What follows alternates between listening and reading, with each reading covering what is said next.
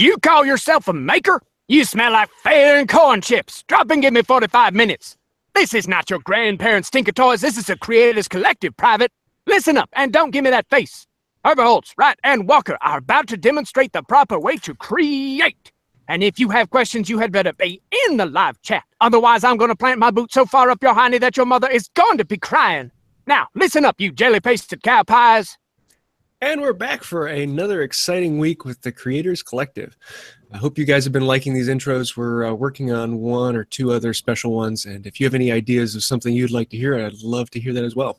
If you'd like to join us in the live chat, we do go live every Thursday on the YouTube channel, Creators Collective, and you can join in the chat, and that's where we generally pull most of our questions from. But if you have any particular question you'd like us to answer, feel free to message one of us, and we will get into that. So let's dive in. Let's see. Zach, what do you have going on this week?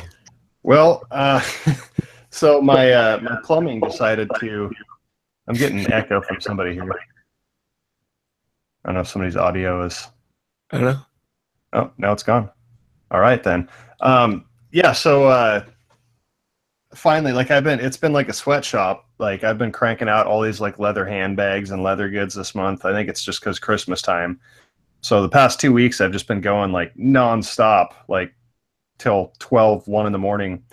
And finally yesterday, I get everything shipped out. I go to the post office, get it mailed out. I come home and I'm like, all right, I finally get to like relax and enjoy a night and spend some time with my wife, sit down on the couch, get up, go to the bathroom, and my bathroom's flooded. So turns out one of the joints like in the copper pipe in the wall, like just separated. So I had to rip out like, I don't know, probably 4 square feet of wall from the other room to access all the plumbing. And there's some of it. I mean, I'm pretty handy, but there's some of it that I'm just gonna. I mean, I got it all exposed. I got all the bad sections taken out, but I'm just gonna pay somebody to come and put it all together and guarantee it, because I don't want to do it myself, patch up the wall, and then 3 months down the road have it. Oh, come on. Where's your manliness? It's at this point, Are you a maker or what?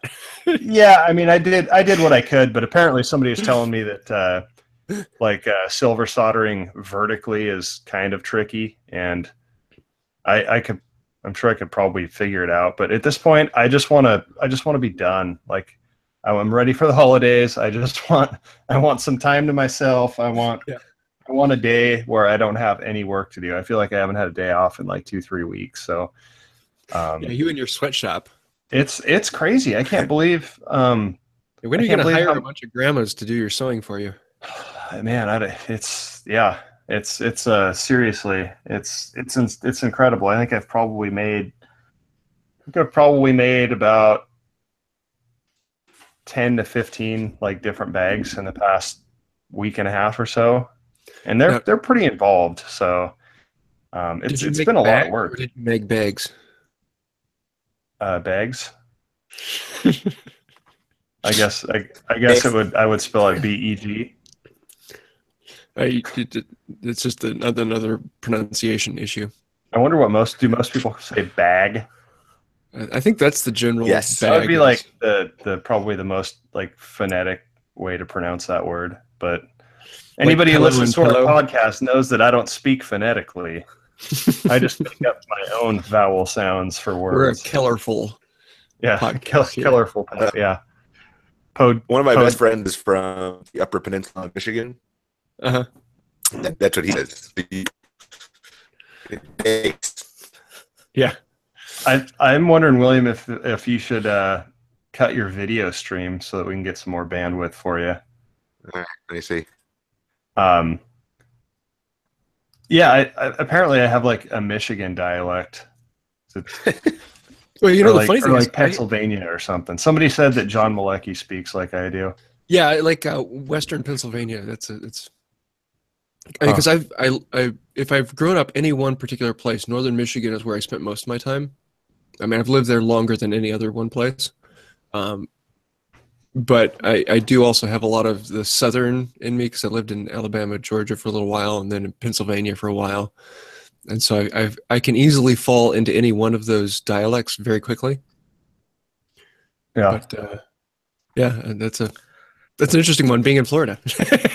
Yeah. Well, Florida's an interesting place. I mean, everybody hears from like New Jersey or New York. Yeah. Or they're natives. So what about you, Will? What you got going on? Oh man. So I finished the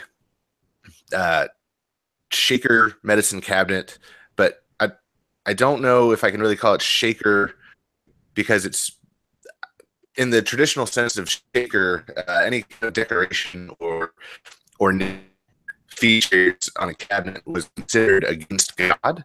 So they went really, really simple with everything. And this build, it's a shaker style door or shaker style doors. But I paid a lot of attention to material selection. I used curly cherry for the back panel and the door panels, and the quarter sawn cherry for the stiles and rails of the door, and box jointed cricket sides. But I can't really call it a mission style because I'm not using oak, so it's kind of a hybrid. Finished the video for that. That's going to go up on toolstoday.com's YouTube channel. I finished a cubby cabinet that I made for my wife for Christmas. I finished a live edge mulberry rosehead nail necklace organizer for my mom. I've turned about 5 bowls for gifts, and yeah, and I woke up with a stomach bug, so I'm not feeling tops right now. It sounds like the Creators Collective is having kind of a rough go this week.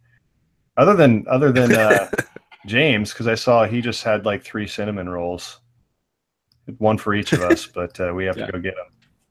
For those of you listening live, the audio will be breaking up. Those of you who are listening in the recording, it should be perfectly clean because we're recording Zencastr in the background. So those of you who listen live, sorry.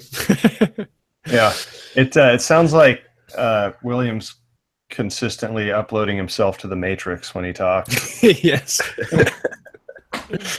I thought I was going to fix it this week, and it didn't. So yeah, we'll get it squared away. Such as the third world country you live in. That's right. Rural Central Virginia. Yeah, I'm fighting the same problems that you are with, do you call it shaker? Because I'm about to start building a shaker style in table, but I'm really going to be putting a lot of my flair into it and having the show tails on the front, and then doing through tenons and draw bore. And so it'll be a very mission style in the shape of a shaker cabinet. So yeah, I'm kind of. Could you just loosely call it arts and crafts? Kind of. Yeah, I guess you could. Except for the yeah, it will be out of white oak. I mean, that's there you go. Yeah, I struggled with that on the video, on the narration of the video, because I didn't want everybody to jump on me, saying, "Oh, that's not mission, that's not shaker." The Shakers would never have used that joint. They would be anything. Yeah. Yeah. So I haven't decided what I'll call it yet, but I'm sure I'll run into the same issue. Yeah. So what do you guys have planned for the next couple of weeks? Any exciting builds or anything? They're just jumping into that furniture build finally. I mean, I've had a lot of people asking me, why are you just doing the shop working? It's like, I'm trying to get the shop up and running so that I can actually efficiently build things. So I'm hoping to do the shaker cabinet, and then hopefully middle January to February start working on the dining room table. So that'll be fun to do a really big, massive slab build. We'll see how that goes. What about you? Yeah, it's for me, it's kind of, I feel like I finally have kind of a clean slate because I wrapped up a lot of builds after FabTech, and then just been doing like the production stuff with the stuff for my store. But I have a lot of big stuff on the agenda. You want to hear something really exciting? I just got an email from the PR manager for Holley. Any automotive, any gearheads out there will be familiar with Holley. And I guess they're also, I don't know all the lineage, but they're you know, somehow under the same umbrella as like MSD and Hooker Headers and all these really cool automotive companies. But they want to work with me on my truck channel. So I have some really big plans for that. I'm really hoping to have some time in the next month or two to get some more truck videos out. And working with some of those companies is really exciting because it's just a great opportunity for me to get some free product for that thing. So yeah, I'm really excited to get back to work on the truck, and let's see what else is going on. Well, I'm excited to have running water again, hopefully by the end of the day. Yes. You taking showers at your neighbor's house yet? My wife did this morning. Yeah, it's weird. I mean, we filled up as many like containers of water as possible. And it's like camping without any of the perks of camping. Mm-hmm. You're just stuck in your own house, frustrated. I mean, if I was in the woods and I expected, you know, that's one thing, but you know, it's different when you're trapped in your own house, in the habit of like, no matter how in the forefront of your brain it is, like you still can't help but like try and habitually use water to do things. Yeah. What about you, Will? What you got going on? I've got 2 live edge vanity builds coming up that should be pretty exciting. One of them, I've got total creative control on it, which is always fun. They just like my work, and so they said, you know, like, yeah, we want to get, you know, totally your style. We have a similar aesthetic. Go wild. I get, you know, species selection. I get to pick the slab. I get to pretty much do it however I want. And then the other one, I'm a little, because they got their own slabs. That I guess there's sentimental value to these slabs, and they're pretty crazily checked. Like, it's not like a check that I can just put a bow tie in. It's like a void. And I'm trying to talk them into letting me bring in some other material, but they really want to use this cherry slab that's basically almost 2 slabs. I mean, it's going to take like a gallon of epoxy. Yeah. But that and getting ready to start on a really cool collaboration that I can't really talk about because there's actual deadlines that we're supposed to post about it. But I just got some really crazy figured Babinga in my shop. Yeah, and so it's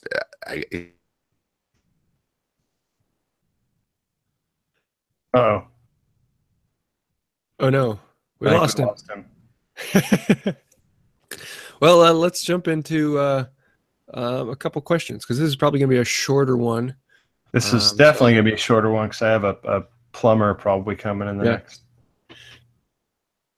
sometime in the near future. Let's see. From last time we had Miles K. I recently cut down 2 ash trees on my property and saving a good chunk of each. They've been sitting in the yard for a few months now.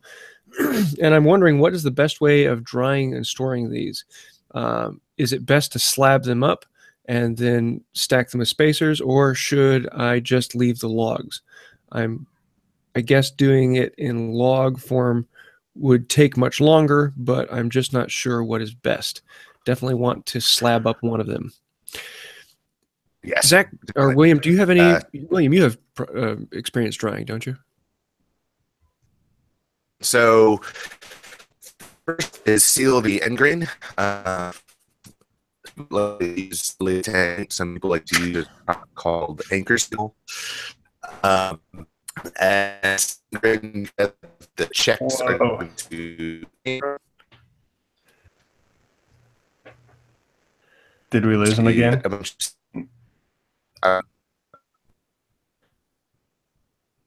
you hear me? Can you hear? Oh no.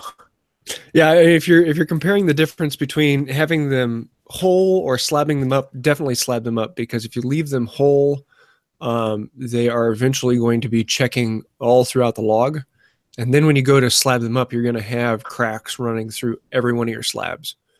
Whereas if you slab them up and then dry them, then you will have less cracking in them because there's less forces on every piece. At absolute minimum, I would say, cut the log in half. That will remove the most amount of tension. If you cut it right down the pith line, each of those sides can then expand and contract.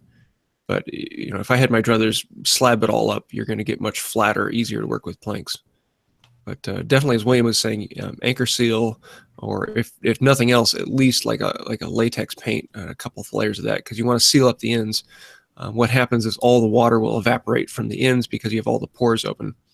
And if it dries too quickly on the ends, then you get checks that work their way into the board, where if you can seal off the ends so that the water only evaporates from the faces, then it dries evenly and you don't have cracks because everything is shrinking at the same speed. You have anything else you want to add? Let's see. I don't know. I've been having connection issues, but we hadn't noticed. Yeah, you hadn't noticed, right? But drying on a level surface. So make sure your first stickers or your first blocks that you put the first slab up on are level to each other, because that any kind of twist will be carried over into that slab as it starts drying. And I. Oh. Well, what do you say we move on to the next question? Yeah. Well, I actually had something else kind of exciting happen. So if you guys have been keeping up on my Instagram, I got a nice Nova Galaxy lathe a couple weeks ago, about a week and a half ago, and the drill press. But I had no tools to turn anything, so I just seriously I've had a block of wood like chucked up in the lathe for a week and a half, just like waiting for a tool to do something to it with. And about 7 o'clock last night, UPS dropped by my some of the tools I got from Easy Woodworking and just some carbide stuff. And I turned my first thing yesterday. I had no idea what I was doing. I was just kind of playing with the 3 different tools, and I made something that ended up looking like kind of like a big bishop, like a chess piece. But yeah, it's really, people said it's a rabbit hole, and I can totally get that. I mean, I know that the learning curve isn't the same on like the carbide tools, and that's kind of why I got it, because I just, at this point, like I just want to familiarize myself with like speeds and just the general basics of turning. I'm not looking to, spend a long time trying to figure out how to do things. So I think, down the road, I might eventually get into like the high speed steel stuff, but it's pretty cool that I could literally go from nothing to turning something in, by watching like 1 or 2 videos that are really short. And I could totally see it becoming addicting, because it's just, it's crazy how fast things happen. Like it's just so instantaneous compared to, building stuff. So, but it was fun. So that was cool. That's new and exciting for me. We want to hit one more question? Sure. We had one from the chat, and it's from Moonshine Metalworks. I've been forging axe heads recently and wanted to make handles using a combination of draw knife, spoke shave, and get the shape. I'm not experienced with them and wondering if you had any tips. You, Zach, or you want me to jump in? I think you are probably more versed in this sort of thing. Yeah, I mean, the hardest thing with the draw knife or spoke shave, at least hardest for me, is not going too far, because there's so much fun. It's just running into them. If you have a shave horse, it makes things a lot easier because it's designed for doing that. But if you don't have a shave horse, then just put it in a vise and work on it just like that. As long as the vise is well unattached and the bench isn't going to move, it actually works fairly well. Basically, if you're working on the eye and putting the handle into the head and fitting it, you want to do it slowly. You don't want to make the shape what it should be and then see if it fits. You want to make it fat and then slowly work your way down the head so it slowly slides in. And every time you fit it back in and pull the handle out, you'll see areas where the steel has rubbed off on the wood. And those are the areas you want to remove and bring down so it slides in a little farther. If the steel does not rub on the wood, don't touch that area of the wood. That means that area is fine. You don't need to take off anything more there. And that's really one of the more common things is people taking off too much where it shouldn't be taken off. And then as to shaping the handle, just have fun. There are a lot of people out there very specific about what way you have to shape a handle and how it should fit, and do you put the foot on it and all that type of thing. But a handle is a handle. If it fits your hand and you like the way it works, then fantastic. Experiment, have some fun, especially with your first couple ones. If you don't like it, then you make a new handle. They really don't take that long. Once you've made a couple of them, they only take 10-15 minutes to whip out a handle. And, it's a very simple thing to make. And speaking of ash, I think ash would be a great material for making an axe handle. Yeah. I've done one with ash before, and this was like really early on. This was like one of my first things I did. I found an old axe head and got a big chunk of ash and a draw knife, and did at very best a mediocre job. I still have it. Yeah. Like it's so big. Like I could probably actually make it nice, but like I don't know if everybody does that, but this was like one of the first things I did. So it's like holding almost like halfway up a baseball bat. It is just so I'm like, well, I don't want it to break, so I guess I'll just make it really big. See, I had the opposite problem. Is my first one was shaved down so thin that I can run my fingers all the way around back to my palm. Yeah, I didn't know what I was doing, but it was a good learning experience. That's where I learned, that was the first thing I ever used a draw knife for. And I'm like, okay, you have to pay really close attention to which way the grain is running when you're using this thing. Yeah. So you'll be going along and catch it, and then you'll have to like take off a 1/4 inch of the handle to get out the chips. The draw knife is great for getting the rough shape and what you want, but then the spoke shave is what you detail it down with. And especially with the sole and the spoke shave, you can still work against the grain, and you can do it. It's just not as much fun. But let's jump into the joke of the week. I think we've had this one before, but I couldn't remember. Jeff Grum sent in, did you hear about the guy at the sawmill who cut off half of his body?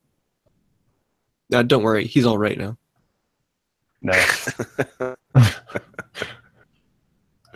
Excellent. So, what are you reading, Will?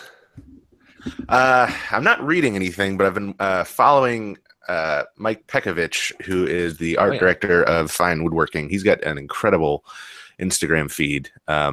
He works a lot in mission style, arts and crafts style. Mm-hmm. And he's really inspiring, and he's a fantastic woodworker. Like his pieces are flawless. And I just found a channel, Sean Boyd, who he's got about 4,000 subscribers right now, but he works a lot in plywood and design, very modern designs, which isn't necessarily my cup of tea, my bag, but the way that he builds things are just really well done, and really interesting to see how he the joinery that he uses for these projects. So dive in and kind of binge watch his stuff. Cool. Well, I've been the channel I've watched for a long time is Today I Found Out. And do either of you watch Today I Found Out? Not familiar with that. They put up a video most every day, and it's some fact, or they talk about someone in history or some cool thing that happened. They recently put up one on the luckiest man alive who miraculously survived a crash, won the lottery, and then when reenacting winning the lottery for the TV station, won the lottery again. That's the guy's like the opposite of me this week. Yes, but they have something on there almost every day, and it's a fantastic channel and definitely worth watching. And I watch most every single thing they put out. Huh. So Cool. Yeah. What about you, Zach? Right? Well, I've been so busy cranking Yes. out products and ripping holes in the wall of my house and that sort of thing that I haven't had much time. I'm still reading that Simon Sinek book, same one as last week. It's called Start With Why, and it's kind of a marketing branding book, but it's really, really good. I mean, it kind of goes into the psychology of marketing and that sort of thing, and why some companies are almost build like a religion around them. So it's a pretty interesting read. I wish I had more time to read more of it, but maybe soon. So, Well, you have a favorite tool of the week? you know what? I haven't done much other than Easy wood tools. yeah, I'm gonna go with the easy wood tools this week. Well, you know what? I'm gonna go with two, because that I've been putting a lot of time on my sewing machine, and it's that big industrial sewing machine from Sailrite. It's called the Sailrite Fabricator, and I wouldn't be able to crank out the amount of work that I'm doing without that. So that, and just the little 5 minutes of exposure I had yesterday with the easy wood tools. So I'll have two this week. Cool. Will, what you got? Probably because they're my most used tools this week are my Stanley Sweetheart chisels.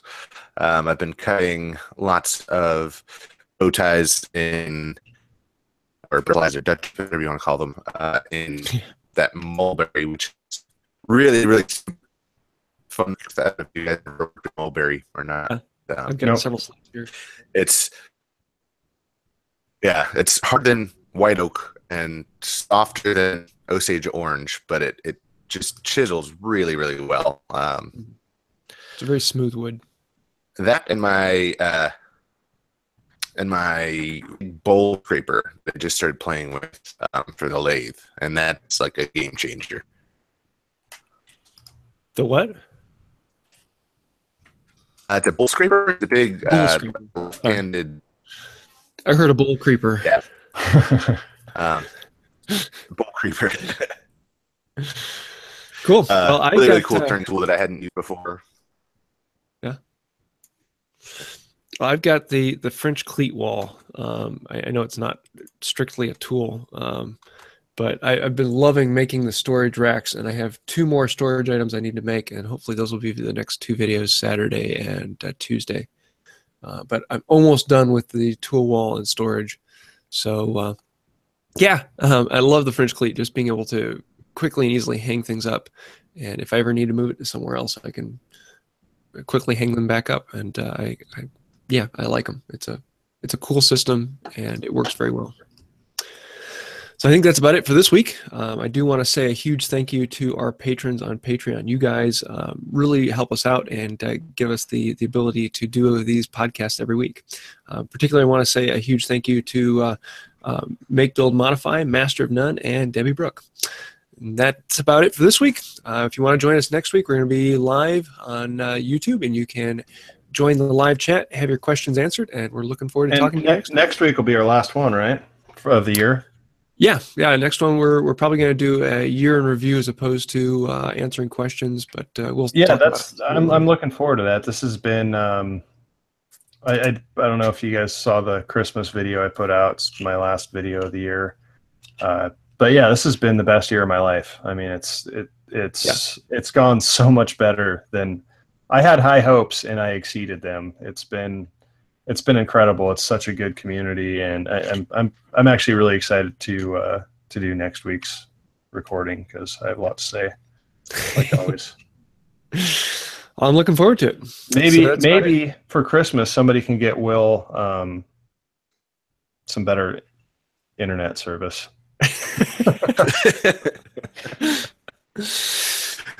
Cool. Well, that's about it for this week. So until next time, see you around. Take care, guys. See you guys.